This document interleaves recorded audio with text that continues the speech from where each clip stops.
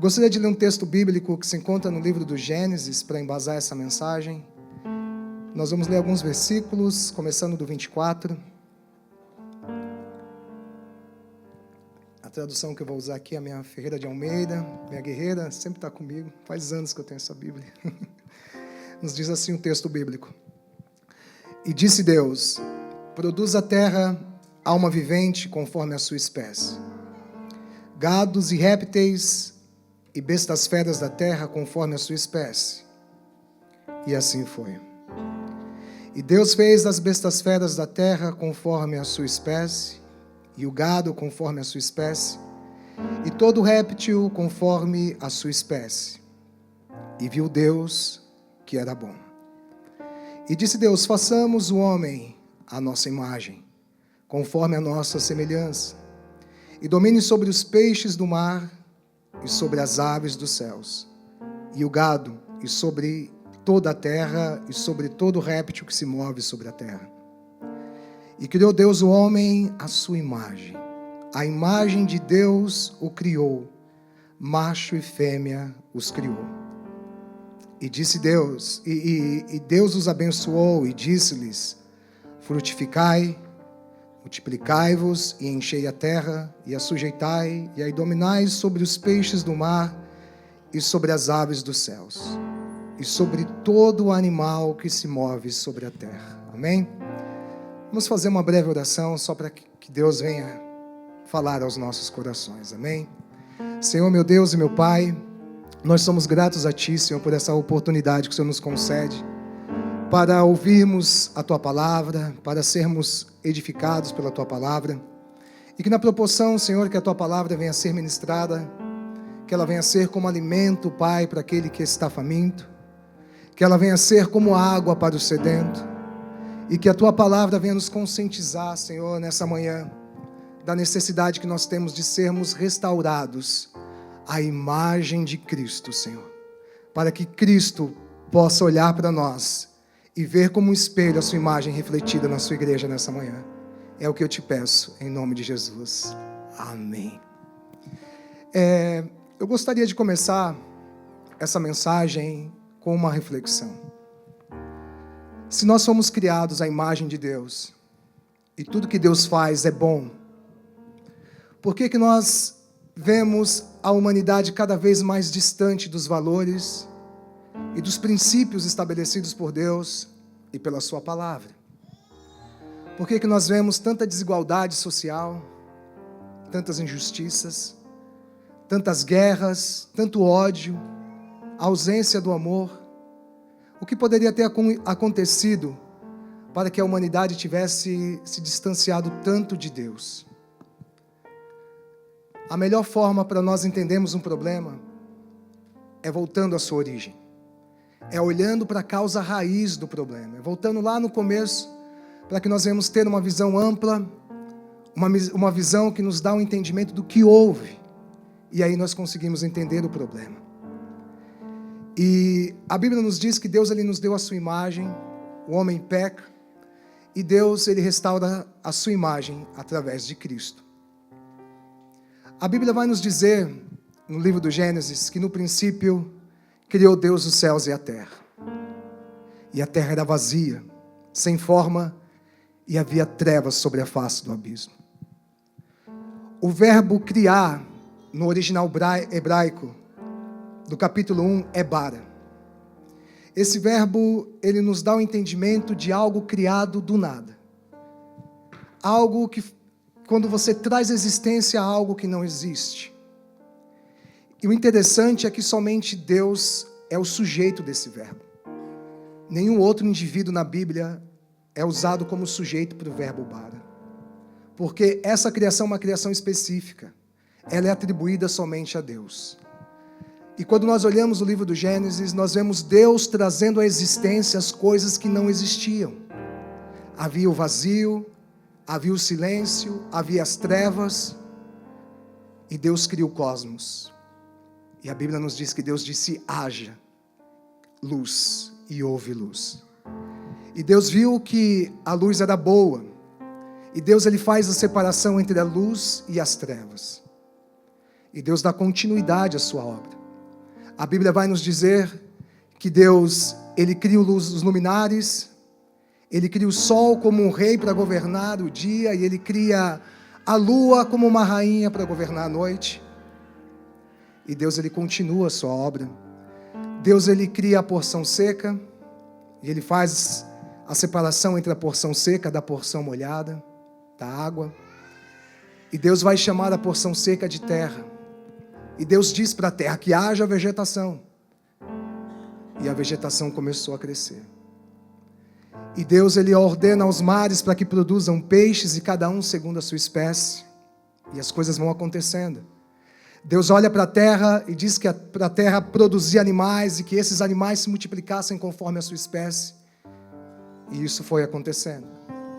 E Deus disse para que os céus produzissem aves, pássaros, e que cada um deles se multiplicassem conforme a sua espécie. E Deus termina a sua criação. E Deus viu que a sua criação era boa. E a Bíblia nos diz que nasce um projeto no coração de Deus. O projeto de Deus era expandir o seu reino sobre essa criação. O projeto de Deus era que o seu governo, o seu domínio, a sua soberania fosse expandida sobre essa criação. Mas Deus não queria governar sozinho. Deus, Ele projeta no seu coração criar a humanidade para que através da humanidade o seu reino fosse estabelecido na terra. E que Deus, olhando para a humanidade como um espelho, Ele pudesse ver os reflexos da sua própria imagem na humanidade. E a Bíblia vai nos dizer, no versículo 26, que Deus disse: façamos o homem conforme a nossa imagem, conforme a nossa semelhança. O substantivo Deus, no original hebraico, é Elohim, que vai nos dar uma ideia de pluralidade, de unidade composta. Nós vamos entender pela teologia que é a pessoa do Pai, do Filho e do Espírito Santo subsistindo na mesma divindade. Deus é um Deus pessoal, que tem pensamentos, que tem vontade e que tem sentimentos. E Deus transfere essas características para a humanidade.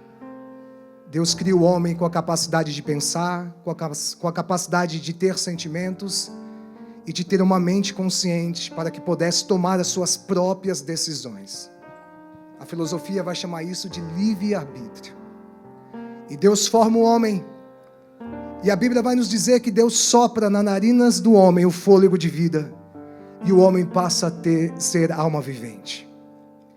E agora, o projeto de Deus é que que a humanidade governe a terra, que o reino dele seja expandido sobre a terra. Esse é o projeto original. E Deus, Ele dá duas ordens para Adão. Deus vai criar Eva no capítulo 2, e Deus chama o casal, e a primeira ordem que Deus dá para Adão, Ele diz: frutificai-vos e multiplicai, povoai a terra. Em outras palavras, Deus está dando para Adão a responsabilidade dele ser o replicador da imagem de Deus na humanidade. Deus está dando para Adão a capacidade dele replicar a imagem de Deus em todos os seres humanos.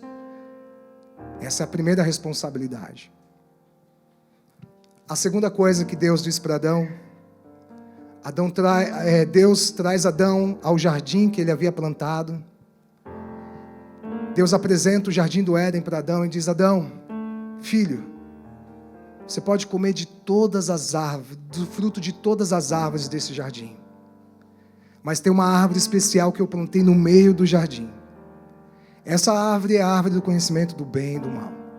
Se afaste dela, não coma do seu fruto, porque no dia que você comer, certamente você morrerá. E Adão recebe aquelas duas ordens de Deus. Uma ativa e uma que ele teria que obedecer, que era a única lei que Deus havia dado para a humanidade até então. E tudo flui bem. Estamos vivendo os dias dourados, estamos vivendo um tempo de comunhão com Deus. Nós tínhamos acesso ao jardim, nós tínhamos acesso a Deus, nós nos relacionávamos com Deus e nós nos relacionávamos uns com os outros.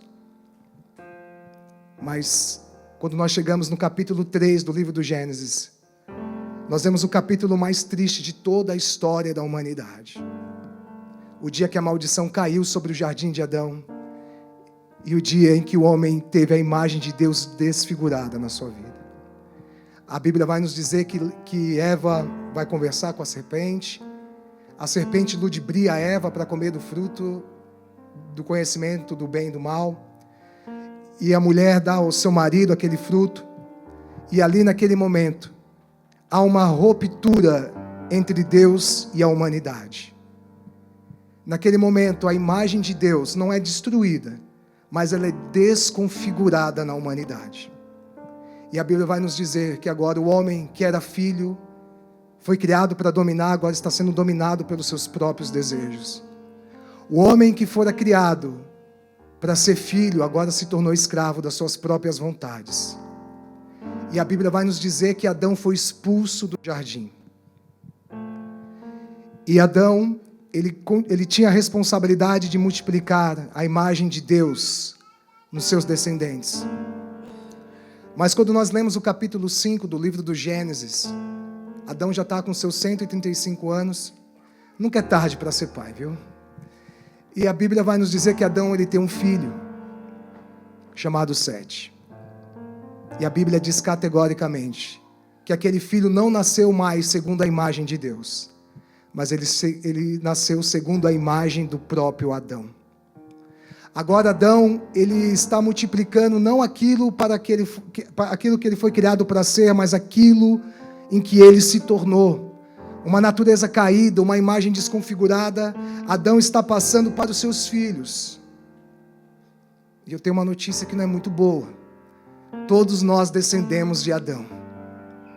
Paulo, escrevendo aos Romanos, ele vai dizer que todos nós pecamos e destituídos nós estamos da glória de Deus.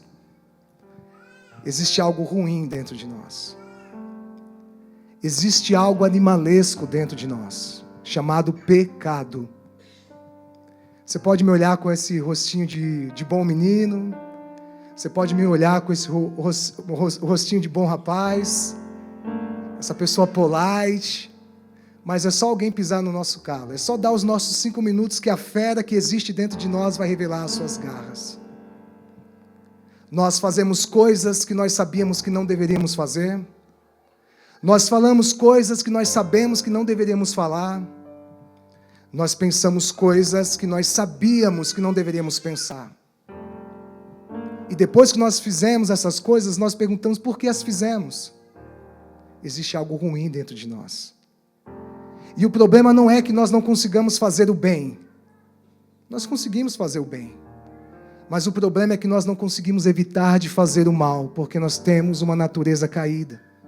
A imagem que nós tínhamos de Deus foi deformada, foi descaracterizada, foi desconfigurada.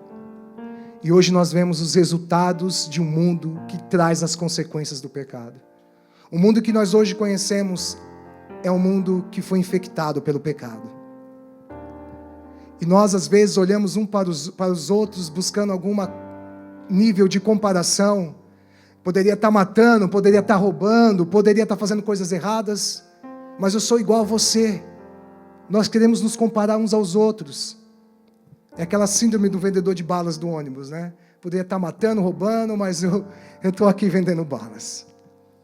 Nós nos comparamos uns aos outros todo o tempo. Nós nos comparamos.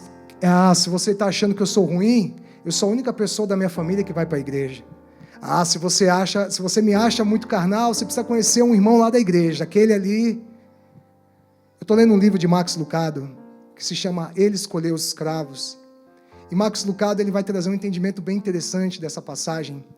Ele usa uma metáfora para nos dizer que os porcos podem fazer a mesma coisa. Como o homem pode se comparar ao outro homem e dizer, eu sou tão limpo quanto você. Um porco pode olhar para outro porco e dizer, eu estou tão limpo quanto você. E não está errado. Para os padrões dos porcos está ok. Mas para os padrões da humanidade, o porco precisa de ajuda. Da mesma forma eu posso olhar para você e dizer, eu sou tão crente quanto você, eu pago tantos impostos quanto você, mas o padrão de santidade não é encontrado nos homens da terra. O padrão de santidade é altíssimo. Nós vamos encontrá-lo na pessoa de Jesus Cristo. Tem uma boa notícia para você nessa manhã. O pecado mudou a forma como o homem pensa, mas o pecado não mudou a forma como Deus pensa. O pecado mudou como o homem se sente, mas o pecado não mudou como Deus se sente. O pecado mudou os projetos de Adão, mas o pecado não mudou os projetos de Deus. O projeto original continua. O pecado não mudou Deus, o pecado não transformou Deus, transformou nós. E Deus sabia que Ele precisava transformar o homem novamente à sua imagem. E é chegada a plenitude dos tempos. E quando é chegada a plenitude dos tempos, Deus, Ele não manda profetas.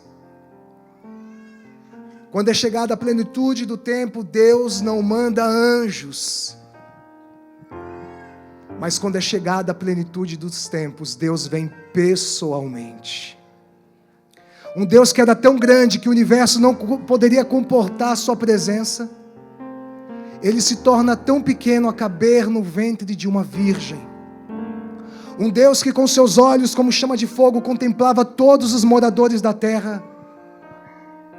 Agora Ele vai limitar as suas visões ao olho humano. Um Deus que poderia se movimentar na velocidade da luz, agora vai limitar as suas pernas à velocidade do corpo humano. João vai dizer categoricamente que o Verbo se fez carne. E Ele habitou entre nós, e nós vimos a sua glória como a glória do unigênito do Pai, cheio de graça e de verdade. Depois de muitos anos, depois de muito tempo, a imagem de Deus agora volta a ser refletida na humanidade, na pessoa de Jesus. Jesus, Ele é 100% homem e 100% Deus. A expressão, e o Verbo se fez carne, no original grego vai dizer, é a mesma ideia do Deus tabernaculou no nosso meio.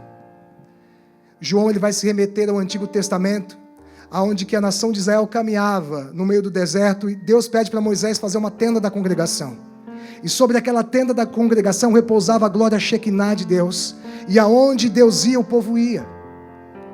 O que João está dizendo é que Deus não habita mais em tendas feitas por mãos de homens, mas agora Deus, Ele habita em carne e osso. O Verbo se fez carne. Como homem, Jesus se sentiu cansado. Como homem, Jesus sentiu sede. Como homem, Jesus, Ele foi sujeito às mesmas paixões. Mas Jesus sabia da responsabilidade que Ele tinha de replicar a imagem de Deus na humanidade. Jesus sabia que Ele trazia a responsabilidade de ser a imagem de Deus. Jesus está jantando com seus discípulos na noite de Santa Ceia.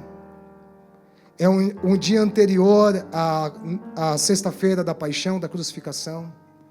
Jesus olha para o colégio apostólico e diz: acreditem em Deus, acreditem também em mim. Para onde eu estou indo, eu vou preparar lugar para vocês, para que aonde eu esteja, vocês estejam comigo. Eu estou indo para o Pai. E Tomé se levanta da mesa e diz: Senhor, nós não fazemos ideia para onde que o Senhor está indo. Mostra-nos o caminho. Jesus olha para Tomé e diz: Tomé, eu sou o caminho, a verdade e a vida. E Filipe pega um gancho na pergunta de Tomé, e Filipe olha para Jesus e diz: Senhor, só uma coisa, nos mostra o Pai, e isso nos basta. E Jesus olha para Filipe e diz: como assim, Filipe? Mostra-me o Pai. Eu estou tanto tempo convosco, e você não me conhece ainda. Quem vê a mim, vê o Pai. O que Jesus está dizendo é: eu sou a imagem do Deus invisível, eu sou o resplendor da sua glória, eu sou a expressa imagem da sua pessoa. E Jesus sabia que Ele precisava restaurar a imagem de Deus em nós. E a Bíblia vai nos dizer que Jesus foi fiel. E Ele foi fiel até a morte, e a morte de cruz. A cruz perdoa os nossos pecados. A cruz nos lava de toda a iniquidade. Mas agora a ressurreição de Jesus nos dá uma perspectiva de sermos transformados novamente à imagem de Deus. Aquele que era livre se tornou escravo para que nós que éramos escravos viéssemos a nos tornar livres. Aquele que era filho, ele se tornou cativo para que nós que éramos cativos viéssemos a nos tornar livres. O apóstolo Paulo vai escrever aos Romanos que assim como um só ato, uma só ofensa, trouxe a maldição sobre todos os homens para a perdição. Um único ato de justiça nos devolveu o acesso à presença de Deus. Trouxe graça sobre todos os homens para a salvação. E a proposta do Evangelho não é um Evangelho de renúncia. A proposta da mensagem de Jesus, o propósito da mensagem do Evangelho é de sermos transformados novamente à imagem de Cristo, para que o reino de Deus venha se expandir sobre a terra.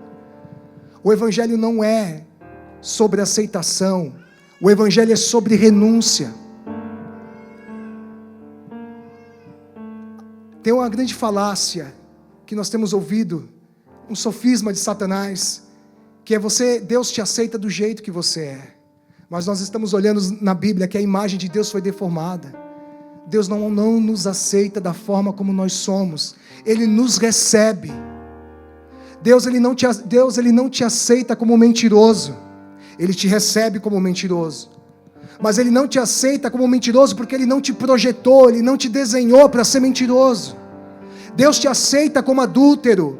Mas Deus te recebe como adúltero, mas Deus não te aceita como adúltero, porque Ele não te projetou, Ele não te desenhou para ser adúltero. Deus te projetou, Deus te desenhou para que você tivesse a imagem dEle. Deus quer olhar para você como olha para o espelho e ver a imagem dEle refletida em você. Paulo vai dizer aos coríntios que nós estamos sendo transformados. Paulo vai dizer aos coríntios que nós estamos sendo transformados à imagem de Cristo. O original grego da palavra transformar é metamorfos. É a mesma palavra que a biologia vai usar para descrever o processo de uma lagarta se tornando em uma borboleta.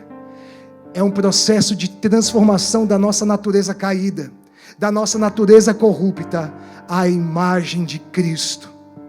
E a proposta do Evangelho nessa manhã não é melhorar a sua antiga natureza, não é reformar a sua antiga natureza, não é dar um jeitinho na sua antiga natureza, mas a proposta do Evangelho é de dar uma vida nova, a imagem de Cristo restaurada em nós. Paulo escrevendo aos Coríntios no capítulo 2, versículo 5, no capítulo 5, versículo 17, se você está em Cristo, nova criatura você é, as coisas passadas já se foram, e eis que tudo se fez novo. Quem sabe você chegou nessa manhã com um sentimento de culpa, com um sentimento de necessidade de aceitação, uma crise de ansiedade. Mas hoje a palavra de Deus, eu sinto no meu espírito que Deus revela que a palavra de Deus para a sua vida nessa manhã é: eu vou te transformar a minha imagem, eu vou transformar você novamente a minha imagem. Aleluia. E essa é a proposta do Evangelho. Adão fechou as portas do jardim, mas hoje Deus, através de Cristo, nos dá acesso a voltar ao lugar da comunhão, ao lugar da intimidade. Aleluia. Se coloque de pé. Aleluia.